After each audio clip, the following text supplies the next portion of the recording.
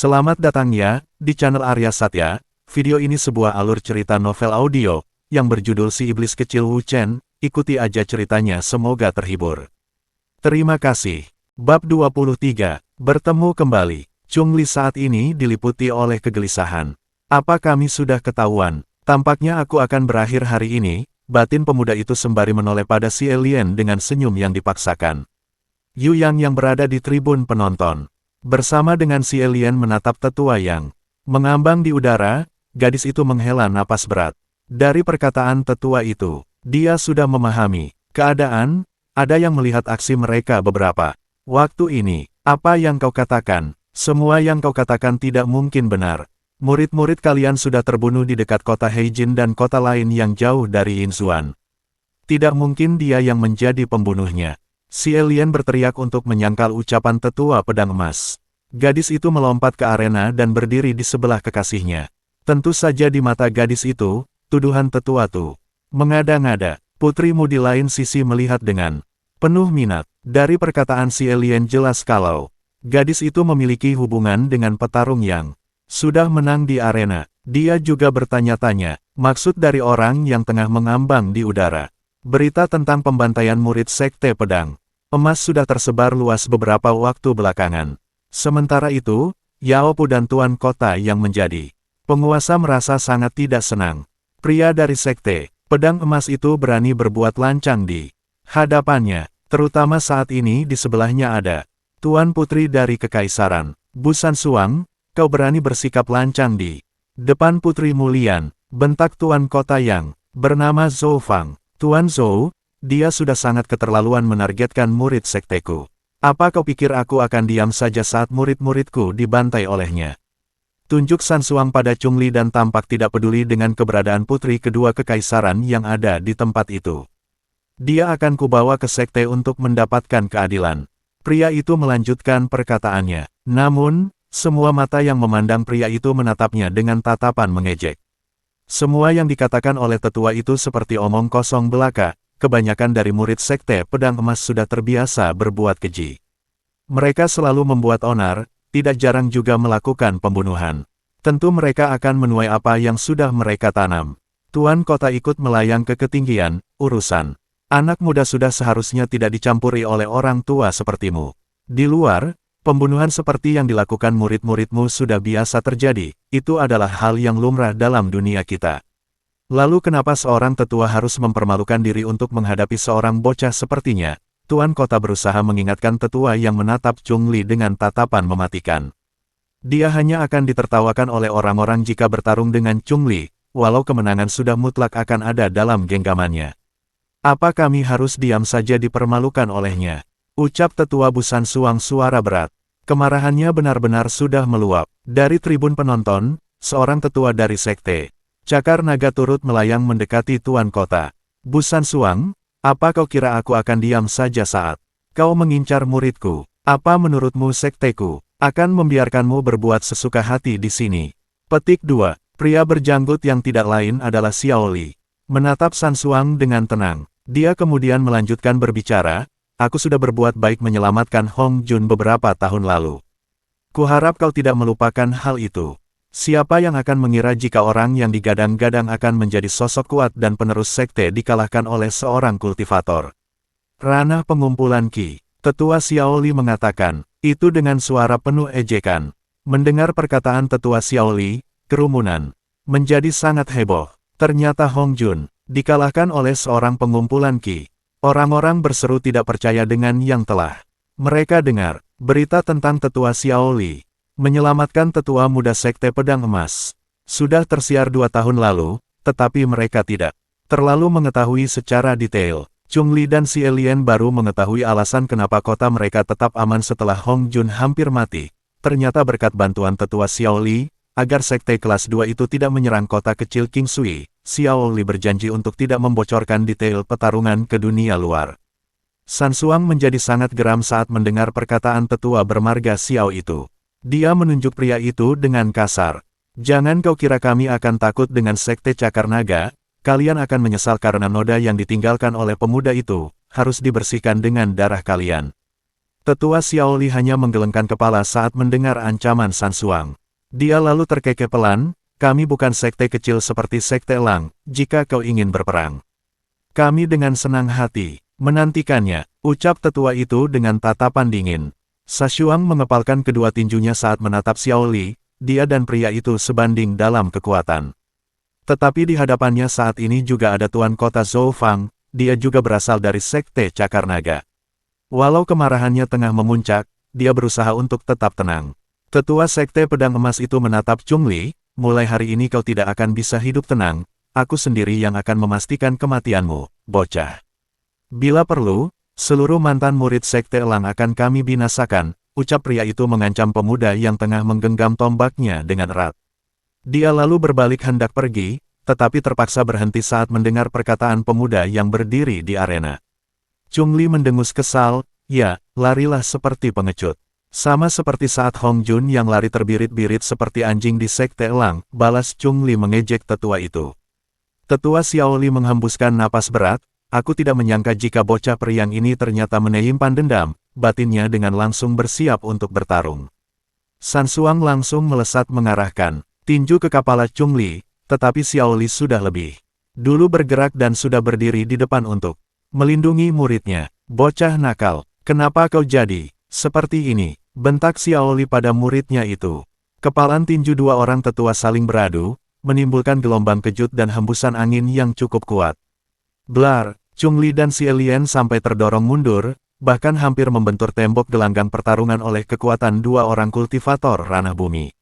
Murid-murid Sekte Pedang Emas juga mulai turun ke arena. Beberapa di antara mereka tampak adalah guru-guru muda ranah kaisar. Adik Lien, bagaimana keadaanmu? Chungli sedikit berteriak dan terdengar sangat khawatir. Aku tidak apa-apa, balas Xie Lian berusaha untuk tetap berdiri dengan kuda-kuda yang diperkuat. Jika saja tetua Xiaoli tidak berdiri di depan mereka berdua, pasangan kekasih itu pasti sudah terhempas ke dinding batu. Barisan penonton terlihat cemas dan ketakutan, ranah raja ke bawah mulai meninggalkan gelanggang pertarungan. Pertarungan ranah bumi dengan jarak sedekat itu dengan mereka, tentu akan membuat banyak kerusakan yang tidak bisa ditanggung oleh kultivator tingkat rendah. Cepat lari, orang-orang pedang emas ini sudah gila. Seseorang berteriak di kerumunan, mereka mencoba keluar dari gelanggang dengan berdesak-desakan. Kelompok Sekte Pedang Emas sudah berdiri di belakang tetua Bu, keinginan membunuh tidak hanya terpancar dari aura mereka. Bahkan tatapan mereka pada Chungli sudah menyiratkan keinginan yang begitu besar untuk menghabisi mantan murid Sekte Elang itu. Hahaha, kalian tampaknya sudah bersiap untuk mati di sini, ucap tetua Xiaoli dengan datar, tetapi dengan tekanan mengintimidasi.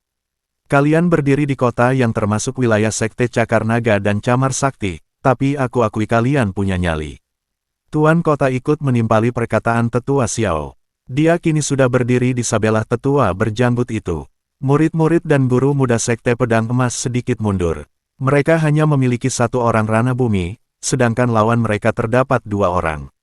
Belum lagi jika bantuan dari Sekte segera datang ke kota Yinzuan yang jaraknya tidak terlalu jauh. Di tribun penonton, selain rombongan putrimu dan tetua-tetua Sekte undangan, hanya tersisa murid-murid Sekte Cakar Naga dan juga beberapa orang murid Sekte Camar Sakti, termasuk Yu yang tengah bersiap dengan senjatanya. Rambut panjang gadis itu kini sudah terurai, karena penahan. Sanggul di kepalanya sudah ada dalam genggamannya sebagai senjata. Sementara itu para tetua dari sekte lain masih duduk dengan tenang. Mereka menatap Putri Mulian, yang masih belum bergerak sedikit pun. Yah, bagaimanapun kekaisaran tidak bisa bertindak karena terikat dengan aturan hukum, karena ini hanyalah masalah antar dua sekte, ucap seorang tetua, memahami tindakan putrimu sebagai pihak istana, yang kebetulan ada di gelanggang.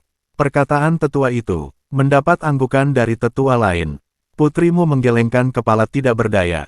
Dia berdiri dan menuruni tangga menuju arena yang ada di bawah. Setahuku, arena ini disiapkan untuk pertarungan generasi muda. Tetapi kenapa yang kudapatkan justru orang-orang tua, ujar putri. Kekaisaran berjalan dengan anggun dan karisma. Seorang putri terpancar kuat dalam dirinya. Ini sangat berbeda saat dia berhadapan dengan iblis kecil.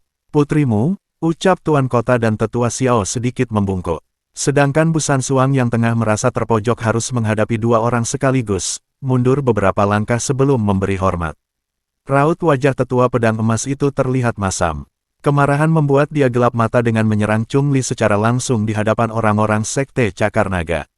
"Apa kau akan melanjutkan pertarungan ini, tetua?" tanya putrimu pada Sansuang. Mendengar perkataan putri, tetua itu menoleh sekelilingnya. Jika dia terus bertindak, bukan hanya akan gagal, tetapi dia dan semua anggota sektenya bisa dipastikan kalah. Bu Sansuang menghela napas berat saat menatap tajam pada Chungli. "Bocah, jangan kira dengan ini kau selamat. Bahkan jika Cakar Naga melindungimu, kalian yang akan menderita kerugian." Tetua itu akhirnya membawa semua murid dan guru Sekte Pedang Emas pergi. Tanpa menoleh, dia memperingatkan Xiao Li, jika dia masih berada di Sekte Cakar Naga hingga 1 bulan ke depan, maka aku jamin kita akan berperang. Ancaman pria itu tidak ditanggapi sedikitpun oleh Xiao Li dan Tuan Kota. Saat akan meninggalkan arena, dia berbalik dan menatap tepat ke arah Yu Yang, "Dan kau gadis kecil, siapkan dirimu untuk mati," ucap pria itu dengan lantang dan berlau pergi dari kota Yinzuan. Orang-orang Camar Sakti menoleh dan bertanya-tanya apa maksud dari tetua Bu. Apakah Yu Yang jenius dari Camar Sakti juga terlibat dalam pembunuhan murid-murid pedang emas? Tetua dari Sekte Camar Sakti segera membawa gadis itu kembali ke Sekte untuk diinterogasi. Malam harinya, Wu Chen kembali ke kota karena esok ia harus kembali bertanding. Gelagat pemuda itu terlihat dipenuhi oleh rasa kesal. "Sial, aku harus membeli lebih banyak pakaian, atau aku tidak akan bisa berlatih dengan maksimal." Dia terlihat menggerutu di atas kudanya saat mendekati kota. Pemuda itu berhenti sesaat, karena banyak orang yang terlihat meninggalkan kota. "Apa yang terjadi? Bukankah turnamen masih berlangsung?" Gumam Wu Chen menatap orang-orang yang keluar dari gerbang kota Yinzuan. Pemuda bertopeng itu singgah di toko binatu khusus untuk kultivator. "Apa kalian memiliki pakaian yang tahan terhadap api?" tanya pemuda itu sembari mengamati sekeliling. Dia baru menyadari kalau kota Yinzuan tidak seramai biasanya. "Kebetulan anak muda, kami punya 1 set barang yang kau butuhkan, tetapi..." Penjual dengan senyum canggung merasa sungkan untuk melanjutkan perkataannya. Wu Chen mengangguk dan dari kedua mata pemuda itu tampak jelas kalau dia sangat bersemangat. "Aku mengerti, harganya tentu sangat mahal." Setelah melakukan transaksi, Wu Chen segera mengganti pakaian yang bisa membuatnya leluasa menggunakan inti api, walau dia belum terbiasa mengendalikan api.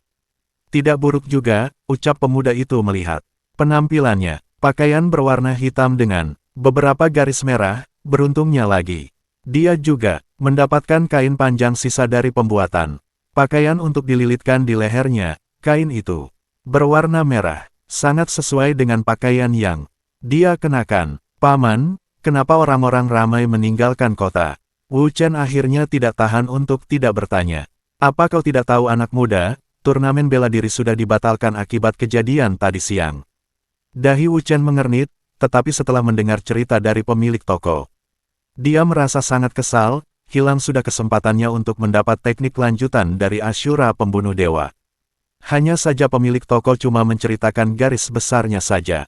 Wu Chen belum tahu siapa yang telah memburu orang-orang dari pedang emas selain dirinya.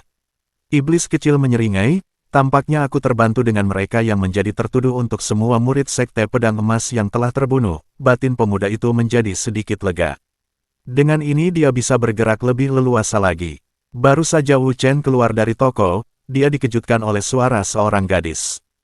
"Kenapa kau menghindar dari kami?" Gadis yang tak lain adalah si Lian, bertanya dengan wajah murung. Ternyata gadis itu melihat orang yang dia duga sebagai teman lamanya dulu memasuki toko. "Maaf Nona, sepertinya kau sudah salah mengira aku dengan orang lain," balas Wu Chen hendak berlalu pergi. Tetapi perkataan teman lamanya itu membuat dia menghentikan langkahnya. "Kau pasti sudah mengetahui kejadian tadi siang bukan? Kakak Chungli dan Nona Yu yang telah membunuh orang-orang dari Sekte Pedang Emas. Untuk membalas dendam, mereka mungkin akan dikeluarkan dari sekte sebagai hukuman paling ringan, karena menyebabkan sekte dalam masalah besar, dendam yang tidak ada hubungan sama sekali dengan sekte." Si Lian terduduk lemas dan bersandar di dinding toko. Dia tampak sangat yakin jika pemuda misterius di depannya adalah temannya, Wu Chen si iblis kecil. Tinju Wu Chen langsung terkepal. Dia sengaja bergerak sendiri untuk menjauhkan temannya dari bahaya, tetapi yang terjadi justru hal yang paling tidak dia inginkan.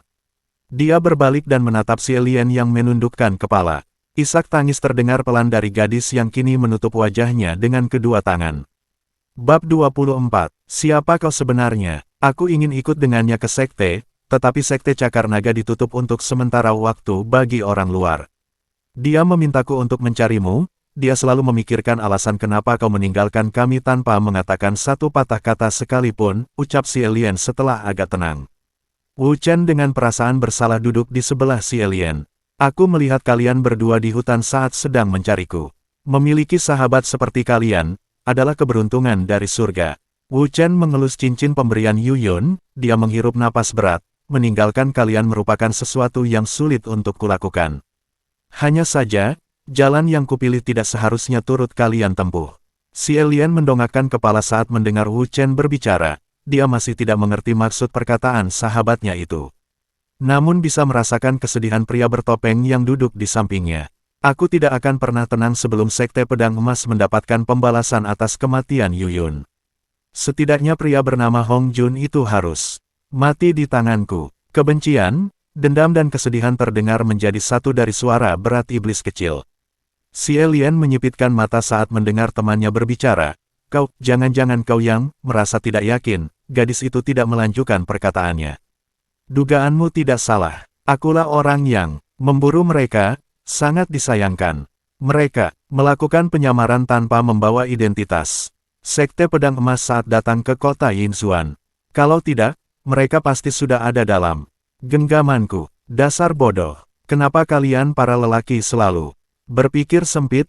Apa kau pikir itu yang diinginkan oleh Yu Yun? Dia gadis baik, tidak akan menginginkanmu melakukan hal seperti itu. Xie Lian merasa sangat kesal saat mendengar penuturan Wu Chen. Sebelumnya Chungli bertindak ceroboh bersama Yu Yang. Kini baru saja bertemu dengan Wu Chen. Dia sudah mendengar sesuatu yang lebih gila. Dengan suara lemah dia berbicara, kakak Chungli merahasiakan semuanya dariku. Dia selalu terlihat riang seperti biasanya. Aku merasa tidak berguna saat tahu dia diam-diam bergerak tanpa sepengetahuanku. Dia hanya ingin menjauhkanmu dari bahaya, ucap Wu Chen. Dia sekilas melihat dua orang tengah memperhatikan mereka dari kejauhan. Salah satu dari mereka adalah Sen Ma. Saudara Sen, sekarang bagaimana? Gadis itu bersama Chen Chen yang bertarung melawanmu sebelumnya. Orang itu sangat kuat, hanya kita berdua, tidak akan bisa menangkap gadis mantan murid Sekte Elang itu. Dua orang itu berbicara dengan pura-pura berbelanja di kios pinggir jalan. Kau pergilah dan panggil senior Lin Kong kemari. Aku yakin pemuda itu tidak akan berkutik di hadapan senior, balas Sen Ma yang menatap Chen Chen tengah duduk bersama si alien. Gadis itu sudah mereka incar karena bersama dengan Chungli, terutama setelah mereka mengetahui jika gadis itu dulunya juga berasal dari Sekte Elang. Tampaknya aku beruntung bisa membalas kekalahan darimu Chen Chen, mempermalukanku di depan banyak orang. Kau akan mati menyedihkan, batin Sen Ma yang ternyata merupakan bagian dari Sekte Pedang Emas. Sementara itu, di Sekte Cakar Naga. Bocah, apa yang kau katakan? Apa kepalamu benar-benar sudah rusak? Tetua Xiao sangat kesal, mendengar penuturan muridnya yang bernama Chung. Master Sekte juga terlihat tidak berdaya saat mendengar keputusan Chungli. Kau sudah mendengar sendiri keputusan Sekte, bukan? Keputusan sudah ditetapkan, kita akan berperang melawan mereka. Karena itulah Master, dan juga Guru Xiao. Aku tidak ingin menimbulkan banyak korban di pihak Sekte. Ini semua murni kesalahanku, aku sendiri yang harus menanggung akibatnya. Chungli dengan perasaan bersalah merasa sangat malu. Dia menempatkan Sekte dalam bahaya akibat dendam, yang tidak ada hubungan sama sekali dengan rekan-rekan muridnya. Dia lalu mengeluarkan semua harta yang ada dalam artefak penyimpanannya. Sebagai permintaan maaf, murid akan memberikan hartaku yang tersisa pada Sekte. Sekte telah mengeluarkan banyak usaha untuk membantu budidaya kultivasiku, tetapi aku justru membalas kebaikan Sekte dengan masalah yang sangat besar. Pemuda yang baik, Master Sekte mengangguk saat menyadari jika murid mereka memiliki sikap luhur, tetapi ini bukan lagi menyangkut dirimu sendiri, masalah ini sudah menjadi pertaruhan bagi kehormatan Sekteku. Meski Master menyukai sikap yang ditampilkan oleh Chungli, dia masih tidak dapat menerima keputusan pemuda itu. Bagaimanapun juga, Chungli termasuk murid berbakat. Bahkan sampai diangkat murid oleh Tetua Xiao. Murid Chung mengerti dengan kondisi sekte, dan tidak akan menyalahkan jika sekte bahkan menyerahkanku pada pedang emas. Untuk itulah murid keluar dari sekte dengan sukarela agar sekte Cakar Naga tidak ditertawakan oleh dunia luar. Master sekte dan para tetua sudah lelah berusaha mengubah keputusan Chung Li, dalam perdebatan cukup melelahkan. Pada akhirnya keputusan pemuda itu diterima dengan berat hati. Simpanlah kembali semua hartamu, tidak. Mungkin lagi akan ada sekte yang mau menerima dirimu menjadi kultivator liar, kau akan membutuhkan banyak sumber daya dengan usaha yang jauh lebih keras. Mendengar perkataan Master Sekte Cakar Naga, Chung Li langsung bersujud mengucapkan terima kasih dan juga permintaan maaf. Keesokan harinya Chung Li meninggalkan sekte. Kepergiannya dilepas rekan-rekannya sesama murid. Kuharap kita bisa berjumpa lagi saudara Chung. Aku ingin bertarung denganmu sekali lagi. Chung Li melambaikan tangan pada mereka, yang terus memberinya semangat. Jalan sebagai kultivator liar tidak pernah mudah. Hanya yang berani meniti benang antara hidup dan mati saja yang bisa mencapai puncak kultivasi, itu pun dalam waktu jauh lebih lama dibandingkan orang-orang sekte dan keluarga bangsawan. Tetua Xiao keluar dan menghadang langkah pemuda yang sebelumnya berstatus muridnya itu. Bocah, terimalah ini. Anggap saja ini hal terakhir yang bisa kuberikan padamu sebagai muridku. Guru, ini tidak. Chung Li berhenti berbicara, saat Tetua Xiao mengangkat tangan. Dia tidak bersedia menerima penolakan untuk apa yang dia berikan, beberapa sumber daya dan juga sedikit kristal roh monster tingkat 4. Kau memang sangat bodoh, jika tetap di sini. Mungkin dalam setengah tahun kau akan menerobos ranah raja. Chung Li hanya diam saja mendengar beberapa wejangan terakhir dari gurunya, hingga pria berjanggut itu menanyakan sesuatu. Pemuda bernama Chen Chen di turnamen itu apa kau mengenalnya? Yang ditanya terlihat bingung harus menjawab apa. Aku belum bisa memastikannya guru, ucapnya setelah diam sejenak. Tetua Xiao mengangguk pelan, itu dia bukan pemuda dengan aura monster iblis di Sekte Elang. Aku cukup penasaran dengannya, tetapi saat kau memanggilnya, aku cukup yakin itu dia, walau penampilannya sedikit berbeda. Seperti itulah dugaan awal kami guru, tetapi dia terlihat seperti tidak mengenal kami. Tetua Xiao berjalan melewati Chung Li untuk kembali ke sekte, dia memberi peringatan pada Chung Li, jauhilah pemuda itu, dia terlahir dengan membawa banyak musuh bersamanya. Dekat dengannya hanya akan berakhir buruk untukmu. Apa maksudmu guru? Dia hanya orang biasa dari kota King Sui, balas Chung Li tidak mengerti, dia sudah berkali-kali menyelamatkanku saat berburu dulu, jika bukan karena dia juga, aku dan si alien tidak akan hidup sampai saat ini. Sesudah menghela napas pendek, Tetua Xiao kembali berjalan, tanpa menoleh dia memberi nasihat. Terakhir kali, tampaknya tidak akan berguna aku melarangmu, jika bertemu dengannya. Bawalah dia ke ibu kota kekaisaranmu. Setidaknya di sana dia memiliki sedikit pendukung. Setelah mengatakan itu, Tetua Xiao sudah terbang kembali ke sekte, meninggalkan Chung Li dengan pikirannya sendiri. Siapa kau sebenarnya iblis kecil? Mendekati kota Yinzuan, Chung Li dikejutkan dengan kehadiran Yu Yang. Kenapa kau lama sekali? Aku sudah menunggumu dari pagi.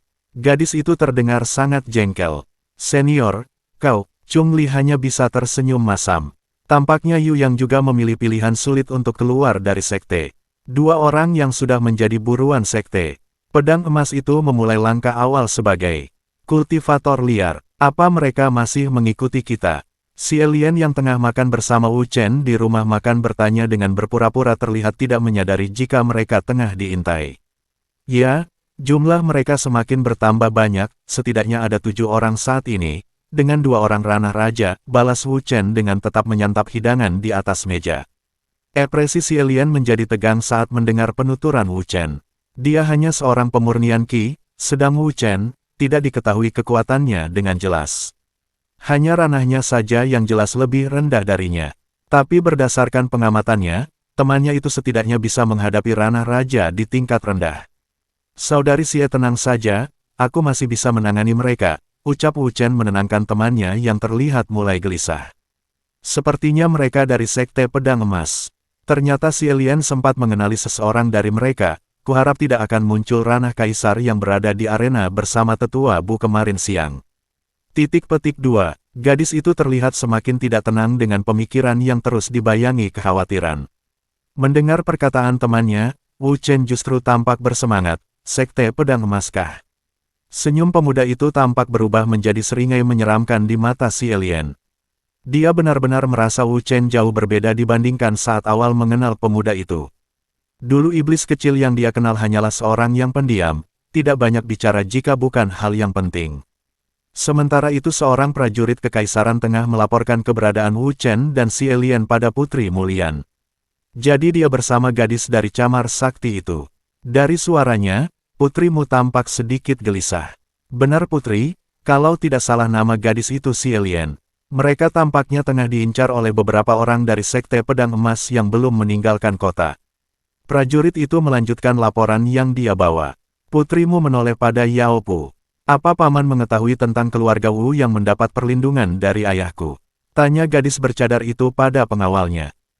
Tidak banyak putri, hanya yang sudah diketahui oleh orang-orang di kekaisaran saja. Mereka keluarga pelayan yang datang dari benua tengah untuk meminta suaka pada kekaisaran. Dari yang kudengar, kaisar menerima mereka karena hutang budi di masa lalu saat yang mulia masih muda dan bertualang di benua tengah. Yao Pu merasa sangat heran dengan pertanyaan yang diajukan oleh putri yang dia kawal. Seharusnya gadis itu tahu lebih banyak dari dirinya tentang keadaan keluarga pelayan Wu. Kenapa ada seorang Wu di kota ini? Bukankah mereka menetap di ibu kota untuk menjauhi bahaya? Batin Mulian penuh tanda tanya. Dia pun pergi membawa kedua pengawal terkuatnya keluar dari penginapan yang disediakan oleh tuan kota. Dari bangunan paling tinggi di kota Yinzuan, Putri Mulian dengan mata peri yang dia miliki menatap keluar benteng. Dia melihat dua muda-mudi berkuda ke arah Sekte Cakar Naga. Sepertinya, mereka ingin menjemput pemuda yang menjadi buruan pedang emas, batin putri kedua kekaisaran. Tadi pagi berita tentang keluarnya Chung Li dari Sekte sudah menyebar. Tentu sudah didengar juga oleh Chen Chen dan si alien. Siapa kau sebenarnya iblis Chen? Gumam Mulian dengan rasa penasaran. Dia juga melihat 7 orang berkuda mengikuti iblis kecil dari kejauhan. Tampaknya pedang emas sekali lagi akan kehilangan beberapa murid mereka. Putrimu terlihat lebih tenang kali ini, tapi senyum kecut di balik cadar mulai terpancar dari bibir gadis itu saat memperhatikan si alien yang berkuda di sebelah Wu Chen. Apa kita akan turun tangan putri? Kurasa bocah itu tidak akan mampu menghadapi ketujuh orang itu. Yao Pu walau tidak senang pada Chen Chen, tetapi setelah menyadari kekuatan pemuda itu membuat dia sedikit melunak. Kita tidak perlu melakukan apapun. Bahkan, menghadapi seorang kaisar, tidak akan sulit baginya. Yao Pu yang mendengar penjelasan putri langsung merinding. Seorang ranah pemadatan Qi bisa sebanding dengan ranah kaisar, baru kali ini dia mendengarnya. Lin Kong bersama Shen Ma dan 5 murid Sekte Pedang Emas mengejar si alien dan Wu Chen. Jangan sampai mereka terlalu jauh dari kota, seru Lin Kong yang menjadi pimpinan kelompok pedang emas yang ingin menangkap si alien. Wu Chen hanya tersenyum tipis, karena rencananya berhasil menarik orang-orang itu keluar dari kota. Pergilah temui Chung Li saudari Xie, serahkan mereka padaku. Tidak, kita akan menghadapi mereka bersama-sama. Si alien tidak terima diperintah oleh Wu Chen untuk pergi meninggalkannya bertarung sendirian. Si alien menoleh ke belakang ke samping, tetapi Wu Chen sudah tidak ada di sana. Saat dia menoleh, ternyata pemuda itu sudah berhenti dan memutar arah kudanya. Mau tidak mau si alien segera menarik tali kekang kuda untuk menghentikan laju kuda itu berlari. Kuda yang dia tunggangi meringkik dan berbalik arah setelahnya. Terima kasih, dan nantikan bab berikutnya esok hari. Salam bahagia dan selamat beraktivitas.